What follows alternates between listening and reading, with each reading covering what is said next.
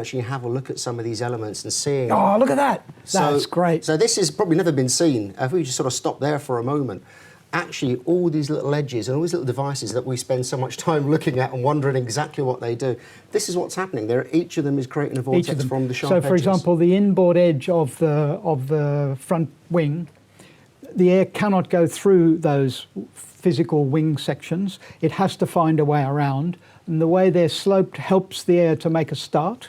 Then you're creating high pressure on the outside. You imagine pushing your hand into the airflow. Mm-hmm. The air doesn't, you're forcing the air out of the way. It's got to find a way around.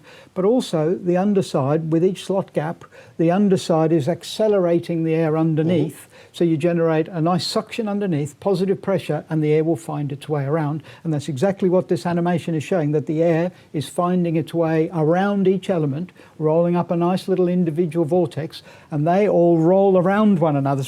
It's really exciting to look at in real life. Yep. When you have the right, if you like, airflow tools to be able to watch it, and they roll up into this great big Y250 vortex. Okay, so I remember when this rule first came out, we were asking ourselves the question: do you want to weaken the vortex and have nice clean airflow, or do you want to strengthen it?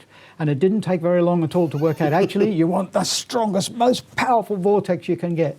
Okay, so let's run this on. We can see all the air spinning into these big airflows.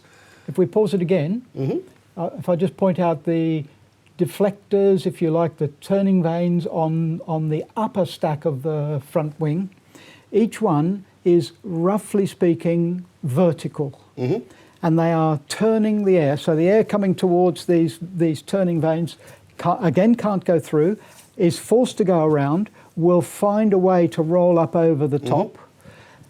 Again, with a curved surface on the back, you're trying to accelerate the air, so you have positive pressure the one side, negative the other, a nice little but quite strong vortex, and they also merge together and they co-rotate with the vortex that's created on the inside. And then the big vortex rolled up by the end plate rotates the opposite way. So you can imagine these deflectors going this way, the air has to go around that way. So these vertical ones roll the air up that way, those roll the air up the opposite direction. I see. And that pushes all the air. And if we just now take a broader view of the car, this is great. We can actually see that it's all going outboard of the rear wheel, and this rear aero, which is so important for reducing drag in order to run the smallest possible wing for the best aero efficiency. It's all working. To be fair, a Formula One car is not about low drag. A Formula One car is about tons, and depends literally the engine you have. It depends. But the Formula One car is about generating tons of downforce to push the car onto the ground so it goes around the corners. And so if you look at a modern road car, they're going to have drag coefficients well under 0.3. And especially a Formula One car, it's actually not so big. But let's look at just the coefficient, ignore frontal area.